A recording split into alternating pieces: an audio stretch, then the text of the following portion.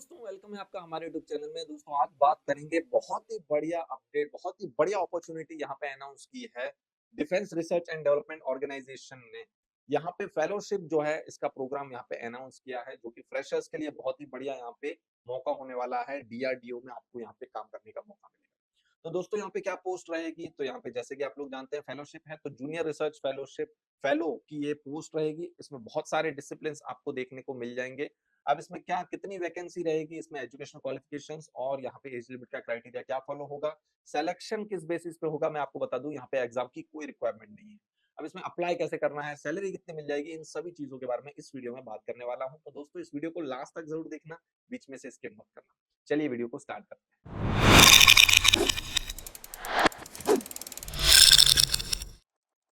तो दोस्तों अपडेट है defence research and development organisation, जो कि ministry of defence government of India के अंडर में आती है, जहां पे नेवल फिजिकल एंड ओशियनोग्राफिक लेबोरेटरी में ये पोस्ट रहेगी आपकी।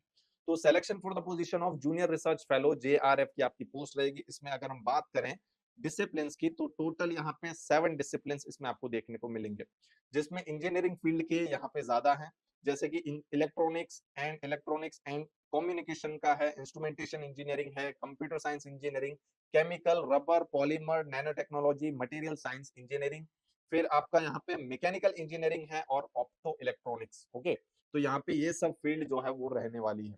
इसके अलावा यहाँ पे दो फील्ड और है, दो यानी इसमें डिसिप्लिन और है, जो है ओशियनोग्राफी, ओशियन टेक्नोलॉजी और मेटेरोलॉजी।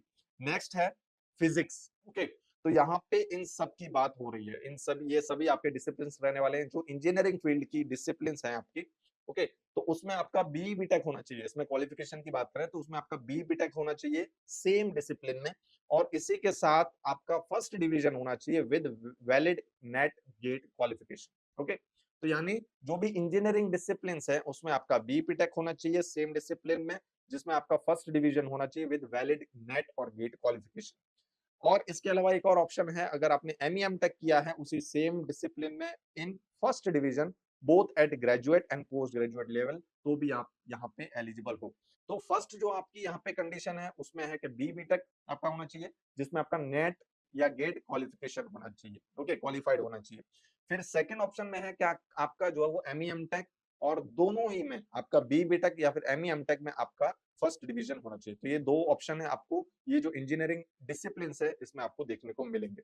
अब इसी के साथ यहाँ पे आपको टेबल शो हो रहा होगा, जो फर्स्ट डिसिप्लिन है इलेक्ट्रॉनिक्स उसमें दो यहाँ पे वैकेंसी है, और इंस्ट्रूमेंटेशन में एक वैकेंसी है। फिर कंप्यूटर साइंस में यहाँ पे एंटीसिपेटेड है, क्योंकि ऐसा बताया गया है, अभी जो है कि फिक्स नहीं हुआ है, एंटीसिपेटेड है। फिर आपका यहाँ पे केमिकल में एक है, ओशियनोग्राफी में एक है, मैकेनिकल में एक वैकेंसी है, ऑप्टो इलेक्ट्रॉनिक्स में भी एक है, और फिजिक्स के लिए यहाँ पे एंटीसिपेटेड बोला गया है। अब जो बाकी की दो पोस्ट रह जाती है ओशियनोग्राफी, तो उसमें आपकी पोस्ट ग्रेजुएट डिग्री होनी चाहिए बेसिक साइंस में पर्टेनिंग टू द सब्जेक्ट या फिर discipline in first division with valid NET qualification. दूसरा ऑप्शन है आपका एमई एमटेक अगर आपने किया है ओशियनोग्राफी में, ओशियन टेक्नोलॉजी या फिर meteorology in first division both at graduate and post graduate level. Okay, तो ये तो इसकी बात हो गई ओशियनोग्राफी, ओशियन टेक्नोलॉजी या फिर मेटेरोलॉजी की जो डिसिप्लिन है उसके बारे में। अब बात करते हैं लास्ट जो पोस्ट है इसकी, फिजिक्स। पोस्ट ग्रेजुएट डिग्री अगर आपने की है बेसिक साइंस में pertaining to the subject discipline in first division with valid NET qualification, तो सेम यहाँ पे दोनों फील्ड के लिए आपका मांगा गया है सेम क्वालिफिकेशन। ओके, तो बाकी जो इंजीनियरिंग फील्ड की थी वो तो मैंने आपको पहले बता ही दी है। अब दोस्तों आगे यहाँ पे बात करते हैं और चीजों के बारे में, जैसे कि यहाँ पे आपका जो एज लिमिट है वो आपकी 28 ईयर्स तक होनी चाहिए। ओके, तो मैक्सिमम एज लिमिट आपकी 28 ईयर्स की होनी चाहिए age on the closing date of receipt of application. तो रिसीट ऑफ एप्लीकेशन जो होगी उसकी क्लोजिंग डेट तक। अब ये कब होगी, तो ये जो एडवर्टाइजमेंट है, ओके, जो डेट ऑफ पब्लिकेशन है उसके 30 दिन बाद, ओके, उसके 30 दिन बाद तक, यानी ये जो जुलाई मंथ है, इस जुलाई मंथ के एंडिंग तक आपकी जो एज है वो 28 होनी चाहिए। ओके, अब यहाँ पे दोस्तों बात करते हैं कि यहाँ पे जो सिलेक्शन है वो किस बेसिस पे होगा। तो जैसा कि मैंने आपको बताया कि यहाँ पे एग्जाम की कोई रिक्वायरमेंट नहीं है, यहाँ पे इंटरव्यू के बेसिस पे आपका सिलेक्शन हो जाएगा। अब दोस्तों यहाँ पे एग्जाम की कोई रिक्वायरमेंट नहीं है, तो लेकिन अगर आप किसी और गवर्नमेंट एग्जाम्स की प्रिपरेशन कर रहे हो जिसमें एग्जाम की रिक्वायरमेंट रहती है, तो यहाँ पे आप अल्टीमेट कॉम्बो मटेरियल में एनरोल कर सकते हो, जिसमें आपको ऑल इन वन नोट्स और तैयारी का बूस्टर दोनों मिल जाएंगे। वीडियो लेक्चर्स भी इसमें मिलेंगे, आपको नोट्स भी मिलेंगे और आपको प्रैक्टिस क्वेश्चंस भी मिलेंगे, जो आपको हेल्प करेंगे सभी तरह की गवर्नमेंट एग्जाम्स के लिए। तो इसमें अगर आप एनरोल करना चाहते हो तो इसकी लिंक आपको हमारे इस वीडियो के डिस्क्रिप्शन में मिल जाएगी, वहाँ पे जाके आप इसमें एनरोल कर सकते हो। और अगर आपको इस अपडेट के रिगार्डिंग फुल डिटेल्स चाहिए तो इसकी ऑफिशियल नोटिफिकेशन भी मैं यहाँ पे हमारे इस वीडियो के डिस्क्रिप्शन में ऐड कर दूंगा, वहाँ पे जाके आप इसकी फुल डिटेल्स, इंस्ट्रक्शंस, गाइडलाइंस वगैरह ले सकते हो। चलिए दोस्तों, बात करते हैं इसमें how to apply. Okay, how यानी इसमें अप्लाई कैसे करना है। तो उससे पहले यहाँ पे सैलरी के बारे में बात कर लेते हैं। The fellowship shall be awarded initially for a period of 2 years. तो ये आपकी 2 साल तक रहेगी fellowship, extendable as per rules. तो ये एक्सटेंड भी हो सकती है एज पर रूल्स, रूल्स के मुताबिक, जिसमें आपका पर मंथ मंथली जो इमोल्यूमेंट्स है वो आपको मिलेगा 37,000। ओके, यानी आपको जो है एज अ फ्रेशर आपको यहाँ पे 37,000 पर मंथ मिलेगा, प्लस हाउस रेंट अलाउंस भी आपको यहाँ पे मिलेंगे। तो यहाँ पे बहुत ही अच्छी आपकी सैलरी हो जाने वाली है।